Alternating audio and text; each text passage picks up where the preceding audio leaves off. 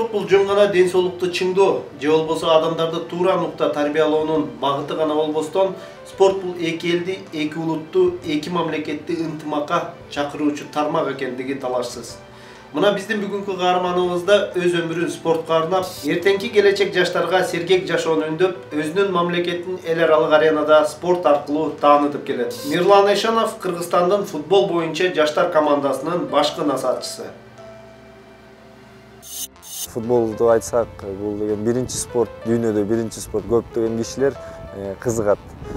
Ушул спортту биз алдык, как бы биздин жумушубуз да болот, жашообуз да болот. Кичинекей өзүм Ысык көлдөн, Караколдон болом. Аякта жашап, стадион жанында болуп калды. Анан баягы эле топ менен барып эле ойноп, чоң кишилер менен ойноп, топту учакта эле күндө ойноп жүрүп, ошо топту жактырып калдык. Анан ошо менен кызыгып, выездерге да чыгып калдык. Кубок президенти деген бар болчу, келечек деген турнир, ар бир бизге кызык болчу. Талас деген эмне, Талас, Ош деген командалар менен ойноп, биз кичинекей кезинде бар элекпиз аяк жактан. Ошо кызыгып, ошого спортко жакын болуп калдык, футболго жакын болуп калдык. Бияк Абдыштакка чакырып калды, иштейсиңби депчи. Анан кичинекей балдарды алып, детсадта иштеп, ошо психомоторный качество кантип жылышат, ошолорду көрүп, футболго кызыгып кеттим. Как Соня сыяктуу эле да. Сонини көп ойношот го, бизде деле ошо, бирок реальный да бул жердечи, именно футболдо. Ошого кызыгып кетип тренер болуп калдым.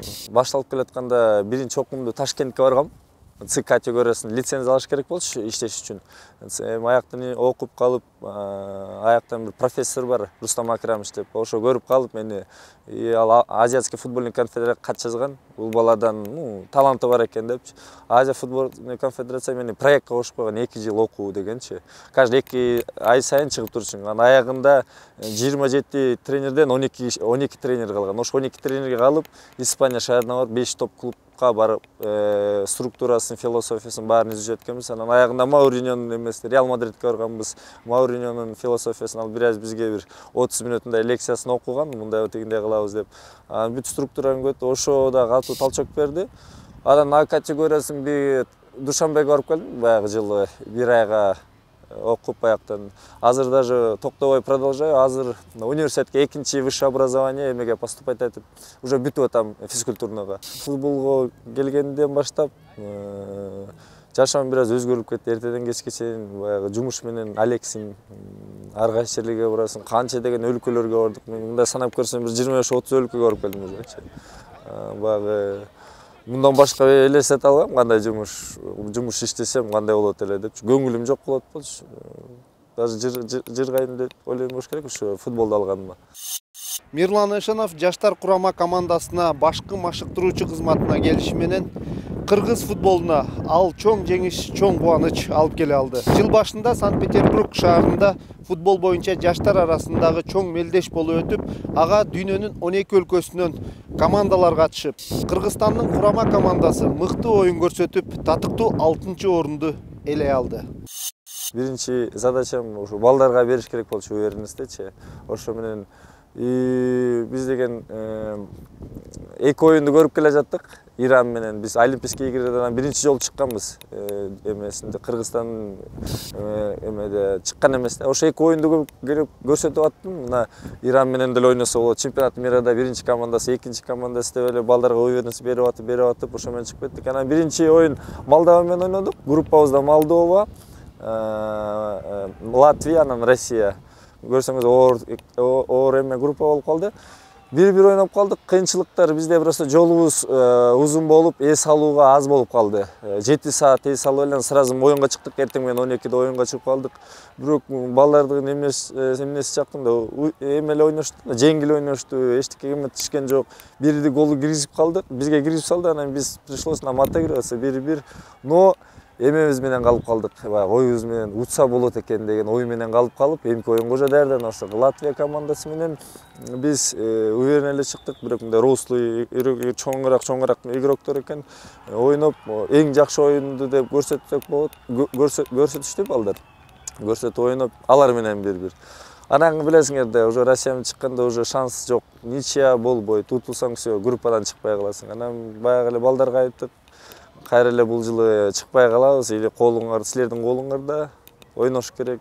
баягы канчадан бери ойноп келатасыңар командалар менен ойносо болот деп чыгып 2-1 менен утушка жетишти. Не только бул группада утуш эмес, оюну менен көп кишилерге оюну жакты. Биз топ менен ойнодук, пас, мындай коркпой теп салып аткан жокпуз топту астыга. Баары түшүнөбүз, топту тепсең кайра келет ал топ. Ошон үчүн ошо менен чыгып, группадан чыгып биринчи месте менен чыктык.